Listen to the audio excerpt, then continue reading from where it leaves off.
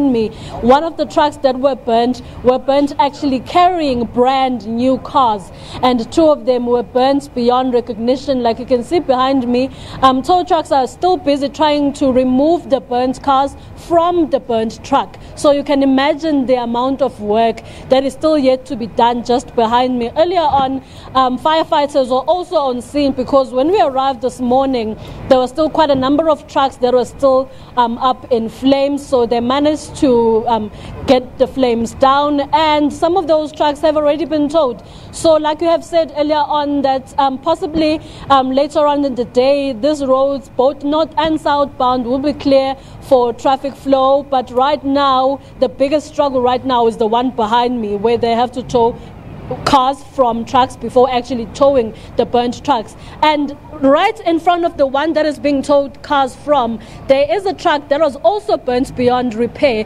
But what saddens me is that inside it was carrying packs of meat, which were also burnt in boxes. As you can imagine, with the price hikes that were recently, the VAT increase, you can imagine the price of meat currently, and to have boxes being burnt to the ground along with the vehicle that is meant to transport them to a particular distribution house, and have just been burnt down. So it's damage to the property as well as damage to the truck as well. And the MEC did also condemn the acts of looting that happened here, because earlier on we did witness a few of community members, even now, just 30 minutes ago, some of them were still carrying some of the goods that they had looted earlier on, and even last night from the now burnt trucks. So the police managed to also apprehend them just now. 30 minutes ago, we witnessed that some of them were actually carrying it over their heads.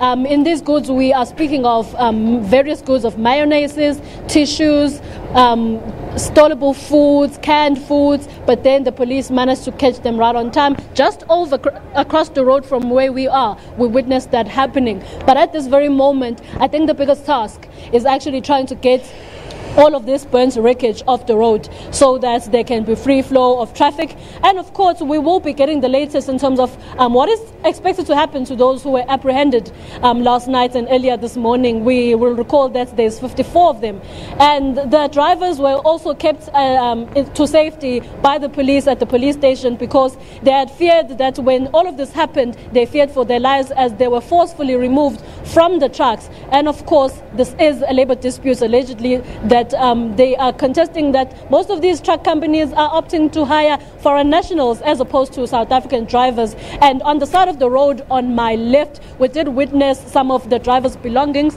as well as logbook sheets, because whenever they deliver or take luggage from a particular point to point B, they have to lock down all the merchandise that they're carrying, and have to lock down whenever they drop merchandise coming from a particular place. And of course, they travel long distances, being tired, and what a time where you have to be now stopped, forced out of the truck, told that you are not supposed to be employed by this company. So it's an overall labor dispute where we have seen that community members have taken an opportunity to loot and take the goods, because this particular area is quite impoverished, minimal chances of employment, especially for young people. Even then, the MEC did condemn that act. He did say that they should try and keep away from such situations and not involve themselves from being a part of a criminal act, because he said that this is a criminal act. Shante? Now, apart from the statement that was given by the MEC, has there been any word from authorities regarding the protest?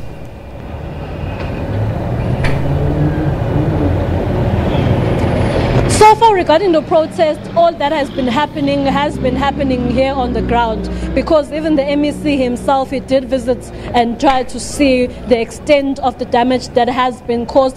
But he also did highlight that they will be engaging labor unions of truck drivers as well as legal authorities in terms of finding a possible solution, because it cannot happen that next time something of this similar nature will be happening on this road, because this is the second time time where trucks are being burnt. And we will recall that 2 weeks ago, an incident of similar nature happened where 8 trucks were burnt beyond recognition and goods were looted prior to them being burnt. And this time around, we're sitting on 18 trucks that were burnt, some burnt beyond recognition, most of them looted. Most of them were looted without being burnt. So there were 14 of them that were looted and 18 of them that were looted and burnt to the ground. So 32 trucks were actually affected by what had happened here last evening.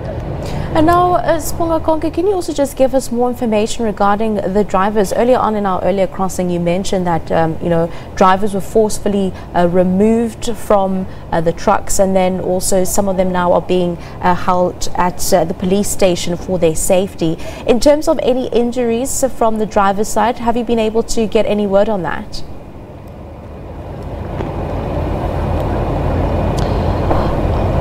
We were just about to go to the police station to try and see whether we can still get a hold of them, because some of the trucks have actually left. So assuming that some of them have actually left with the wreckage of their trucks by their companies, but we will be visiting the police station to try and see whether we can still find some of them there and find out how are they feeling. But the MEC did assure us that no one was injured.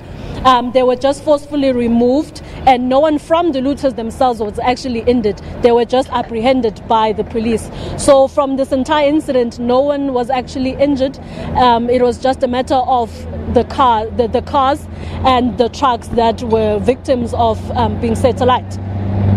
Indeed, and this is not the first time, Sibongakonke, that this has happened. It also seems to be a hot spot.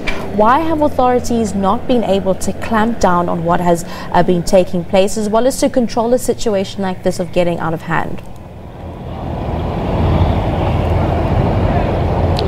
That was actually one of the questions that I had tried to pose to the MEC, that this is not the first time this is happening, and it's happening 2 weeks later. So it seems to be a growing pattern if it's not captured in time. He did mention that they've also observed that this is quite a hotspot, because people who are trying to address their plight are choosing to block cars here and block trucks here and set them alight, because they know that whatever the point they're trying to get across will be heard. We will remember that this is the main road that is connecting not just our province but other provinces in the country, because this main road is used to transport goods to companies all over the country. Because last time when we were here, the driver that I managed to speak to was coming all the way from Cape Town going to Port Shepstone. So you can imagine the distance and the link and the distribution of goods. Economy has had a hard knock on what's happening.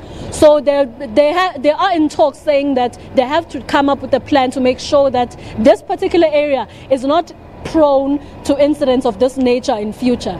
Now, we just spoke to the N3's concession, Mr. Conroon. He said that they are hoping by the end of today that the N3 will be open both north and southbound. You're actually on the scene.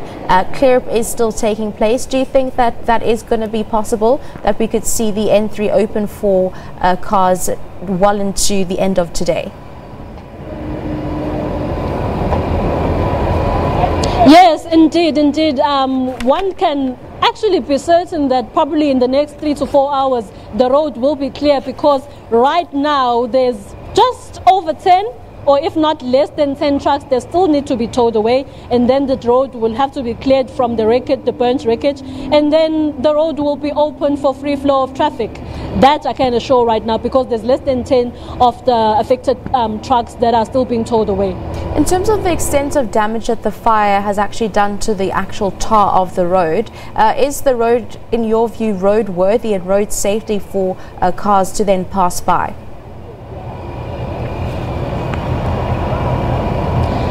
The road, I can say that the road wasn't really affected that much. It's just that there is burnt material scattered all over. They would just have to quickly sweep through so that motorists will not fear of having their tire getting burst. They can just freely drive their cars past, because there's a lot of burnt ash scattered all over the road behind me, but far towards the toll gate itself. So that would have to happen, and it's a quick process, I can assume. Right after the trucks had been towed away, then the road can be swept off, and then a motorist can freely just drive past. Thank you very much for giving us that update on the ground. Sibongakonke Mbatha for SABC News, giving us some of the updates there regarding that protest that took place as well as the damage. Also speaking to N3 Concessions, Mr. Conru, saying that by the end of today the N3 should be open.